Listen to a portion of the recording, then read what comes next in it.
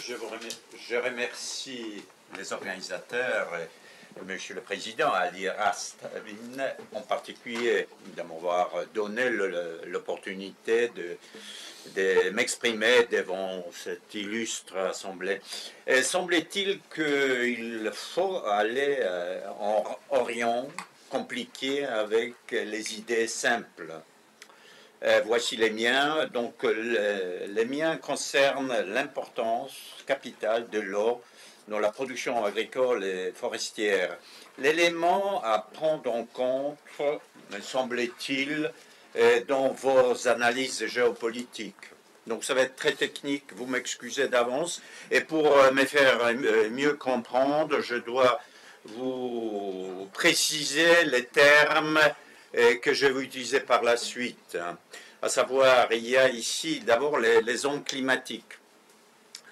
Fut le temps, au début du XXe siècle, il y avait un géographe russe qui s'appelle Köppen qui divisait la Terre en zones climatiques. Comme critère de cette division, c'était les précipitations.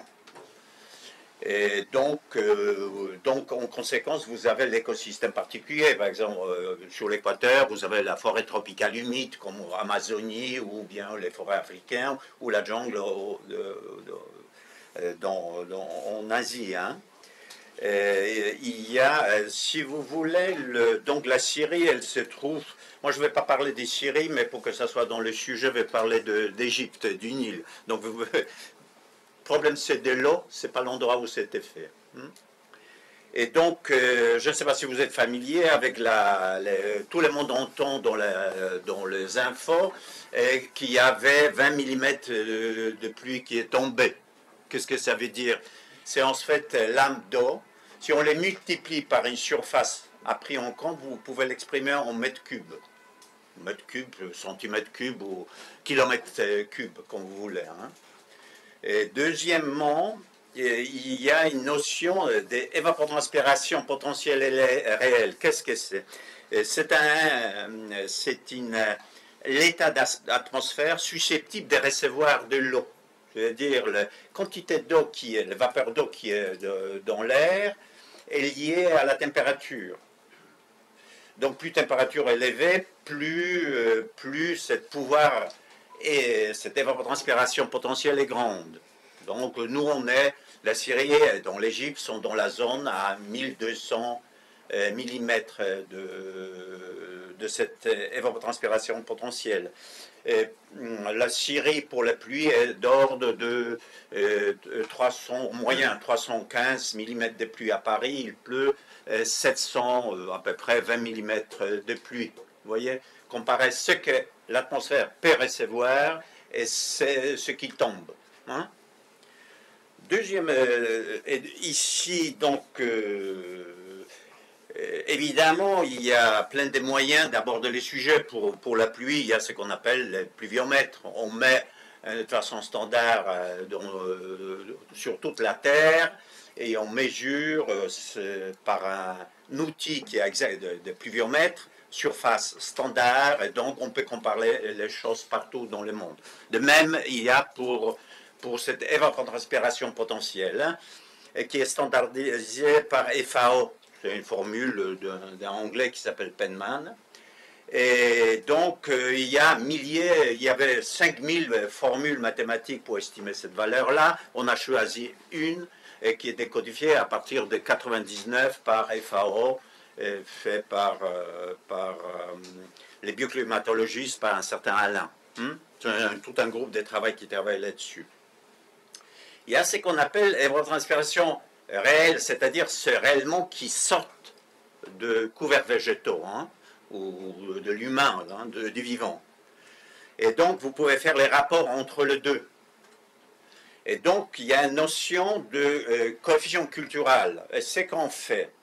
Qu'est-ce que c'est un coefficient culturel? C'est un indicateur de optimum pour la plante, pour que la plante soit épanouie, qui soit au maximum de sa productivité. Donc, d'ordinaire, c'est 0,8 de cette ETP, de ce pouvoir évaporatif d'atmosphère. Hein? Donc, ça vous montre, en comparaison avec les chiffres, les déficits de l'eau entre ce qui tombe sous forme de la pluie et ce qui est nécessaire pour alimenter les cultures. Hein. D'autant plus que, vous savez, à titre d'exemple, en Syrie, 90% de l'eau accessible est utilisée dans l'agriculture. Hein. Donc, juste un petit codicile, à savoir, dans le dernier rapport des FAO, l'une des tâches la plus critique de tout processus de reconstruction en Syrie consiste à résoudre les problèmes de l'eau. Hein. Et pour cause, parce que déjà, d'abord la Syrie, avant la guerre, était pays autosuffisant, même exportatrice. Hein. C'est un pays d'agriculteurs nés. Hein. Ils savent faire la chose. Problème, et pour vous dire que, par exemple, FAO dit qu'il faut 1000 mètres cubes si les citoyens, si on divise la quantité d'eau par citoyen d'ordre de 1000 mètres cubes par habitant, on est dans les cas des pénuries d'eau. Si on est à 1700 mètres cubes d'eau par habitant, on est dans les stress hydriques, on manque d'eau. Hein. À Syrie, avant la guerre, étant tout autosuffisant, pour montrer comment elle a bien géré les problèmes de l'eau, elle était à peu près à 947 mètres cubes par habitant. Donc, ils n'ont pas laissons les réservoirs sur qu'il y ait la gestion d'eau. Et en ce qui concerne, deuxièmement, ici, donc cette coefficient culturel, c'est rien d'autre que notion d'efficience d'utilisation de l'eau. C'est-à-dire combien il faut mettre de l'eau pour avoir tant de masses vertes, tant de fruits, tant de ceci ou cela. Donc, à titre d'exemple, essayez de voir, prenez 1 mètre carré, mettez les radis, arrosez ça par l'eau de robinet, vous allez voir combien ça va vous coûter une radis. À mon avis, autant de colliers paires pour votre épouse. Donc, faites attention avec ça. Donc, pour vous dire, à titre d'exemple, il y a un petit codicile aussi touchant les responsables, disons les gens qui ont l'opinion sur tous les sujets, pour dire ils ne se rendaient pas compte des défis devant lesquels sont les responsables politiques et gestionnaires dans les pays comme Égypte ou bien la Syrie que je ne connais pas hélas, hein, mais Égypte par exemple. À titre d'exemple, en Égypte vous avez 1 million de kilomètres carrés à peu près. C'est le chiffre très hors des grandeurs. Donc, soyez pas, ne vérifiez pas sur les Wikipédia tout de suite. Vous faites ça après. Hein. Et donc, il y a à peu près 102 millions d'habitants. Donc, si vous faites la moyenne, donc vous avez 102 habitants au kilomètre carré, c'est à peu près la France. Hein. Vous voyez? La valeur est similaire à celle des Syries à peu près. Hein. Et donc, le problème est où 90% de la population est concentrée sur 4-5% de surface, qui dans la réalité représente 1500 habitants au kilomètre carré. Donc, essayez d'extrapoler sur la surface de la France, qui est la France est, mettons, 650 1000 km² pour 68 millions d'habitants. Il faudra pour la France 1 milliard d'habitants pour comparer ça avec la situation d'Égypte. Donc 1 milliard. Hein? Bon. Problème du Nil, il est où? Donc les Nils qui parcourent à peu près 11 pays. Donc et donc, le débit de Nil, c'est-à-dire instantanément mesuré à Ismaïla, près des deltas, est d'ordre de 2580 mètres cubes par seconde. À titre comparatif, la Seine, en moyen, c'est 250 mètres cubes. En février, vous avez 500, au mois d'août, mettons 200. Et si vous prenez cette notion efficience d'utilisation d'eau, au petit déjeuner, prenons une tranche de pain et un bol de café. Donc, une tranche de pain nécessite à peu près 40 litres d'eau. Un bol de café, 140. Mais si vous, par exemple, si vous êtes un petit peu gourmand, vous prenez le petit déjeuner avec 1 kilo de blé, ça nécessite 1000 litres d'eau. Si vous rajoutez le bœuf sur un petit peu de la viande, ça nécessite 1 kilo de la viande de bœuf nécessite 15 000 litres d'eau. Donc, prenez les débits de Nil à Ismaïla et prenez par exemple le petit déjeuner, vous allez voir que pour 100 millions d'habitants, vous avez déjà bu, vous avez pris 6% du débit, sans parler de votre bœuf, de votre âne ou d'autres types de trucs. Donc, ben voilà. Donc, pour montrer mais en même temps, ajoutez là-dessus qu'il y a en amont, il y a le Soudan du Nord, Soudan du Sud, Érythrée, Éthiopie, à peu près 1 demi-milliard de personnes qui aussi ont besoin du petit déjeuner et du reste. Donc, vous mesurez ici cet aspect géopolitique d'accès à l'eau. Et si vous puisez de surcroît dans cette eau, dans ce Nil, comme vous avez décrit, il y a un problème suivant, qu'il n'y aura pas assez d'eau pour arriver jusqu'au Méditerranéen. Et qu'est-ce que ça entraîne? Ça entraîne un phénomène de salinisation. Et il faut que vous sachiez, dans le delta de l'Unub, elle est constituée de à peu près 7 branches que les Égyptiens appellent les pieds des vaches, puisque c'est 25 km² qui est une source d'alimentation pour l'Égypte, insuffisant soit, mais extrêmement important. Par exemple, l'Égypte est le 13e producteur d'agrumes, d'oranges dans les mondes, donc il produit beaucoup. En plus, les Égyptiens aussi, c'est des agriculteurs nets. Si vous les regardez travailler au champ, comme je le dis au président, on a l'impression que ces personnages sont descendus des bas-reliefs des pyramides. Vous voyez, c'est très, très touchant même, esthétiquement très beau. Hein. Et donc, les gouvernements égyptiens, sachant que pertinemment qu'il ne va pas être totalement indépendant pour assurer la sécurité alimentaire, mais au moins réduire la dépendance, lancer un projet de meilleure gestion d'eau. Et aussi essayer d'étendre les cultures au-delà des deltas, de vallées du Nil. Parce que si vous êtes au Caire, vous voyez que c'est extrêmement étroit, c'est 10 km, vous passez d'un côté à l'autre sans problème.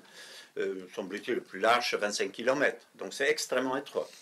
Donc il essaye d'étendre les cultures sur les terrains proches des deltas, sur les Sinaï, ou de l'autre côté. Donc en 2013, on m'a envoyé pour voir, en tant qu'expert, faire une expertise d'optimisation d'utilisation de l'eau. Mais dans la recherche, excusez-moi, j'étais dans l'Institut de recherche pour le développement ancien Alstom, mais je ne suis plus parce qu'ils m'ont mis à la retraite. Hélas, là, pour raison d'âge, semble-t-il. Et donc, où elle est. Et donc, c'est les études sur l'économie d'eau.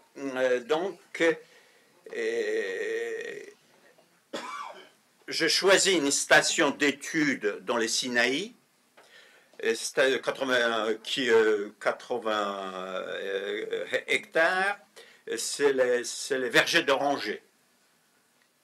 Mais pour produire à peu près la production moyenne pour les variétés qui était d'ordre de 30 tonnes à l'hectare. Mais pour l'obtenir, il faut mettre à peu près 1000 mm d'eau. La station météorologique la plus proche de ma station d'études, c'était à la Riche, au nord, sur la côte méditerranéenne. Les précipitations annuelles sont d'ordre de 95 mm. Donc vous êtes dans les manques d'eau, 1000 mm. De 910 mm. 90% de l'eau, il faut apporter par irrigation. Cette station était moderne parce que je fais les études de doses d'irrigation. Il s'avère que c'était très bien construit parce que j'étais à 2% près des doses qu'il fallait mettre pour le faire pousser correctement. Hein. Et les sources tout de suite. J'ai fini. Excusez-moi, Monsieur le Président, parce que sinon, là, je vais embêter les autres. Mais donc, on utilise évidemment l'eau de. C'est pas la saison de parler bien des Russes, mais je dois dire ce que l'on fait bien, c'était Assouan, qui permet de protéger la qualité de l'eau dans le Nil. L'eau du Nil est relativement propre, et l'eau usée dans les canaux de décharge. Ça permet de mixer, irriguer les cultures avec l'eau, pas tirée nécessairement du Nil. Il est tiré de temps en temps, on mélange tout. Néanmoins, des canaux. Mais il y a d'autres problèmes à savoir, les problèmes de pollution de cette eau, parce qu'elle est chargée par tous les métaux. Vous retrouvez là-bas les tableaux de Mendeleïev. Extrêmement grave, parce que ça entraîne toutes les pathologies que vous pouvez imaginer. Hein. Donc, il y a toute une recherche liée à l'assainissement de cette eau pour l'irrigation. Bon, toujours est-il, suite à ces travaux, on a construit un modèle appliqué à d'autres types de cultures. Et pour ce qui est cette verger d'oranger, on a décompté que pour des raisons un petit peu commerciales, ils ont triplé ou quadruplé les doses d'irrigation, parce qu'ils l'ont lu quelque part, comme quoi plus ils mettent de l'eau, plus ça va être lourd à la vente, donc ils vont se faire une méchante culbute financière. Ce qui est totalement idiot, parce qu'il s'est appuyé sur les travaux, par exemple, faits au Maroc, où ils ont fait en effet système par inondation, mais les sols s'y prêtaient, tandis que dans les Sinaï, c'est du sable pur, il faut 500 mm dans 24 heures pour que ça aille au fond. Donc, vous mettez une goutte en trop par rapport à ce qu'il faut, résultat des courses, vous faites tourner les pompes à l'œil, et tout va dans la nappe phréatique, si vous voulez. Donc, c'est l'argent perdu. Donc, grosso modo, après les calculs, il ressort que cette production gaspillait à peu près 91 000 mètres cubes de l'eau par an pour les produire. Donc, il y a des réserves à avoir. Donc, si je peux me permettre de donner une petite suggestion, il est utile, si l'eau est un sujet important, regardez bien quand ça marche, quand l'utiliser, pour quel type de culture, pour qu'il n'y ait pas de gâchis, tout simplement. Je vous remercie pour votre attention. Merci beaucoup. Merci bien.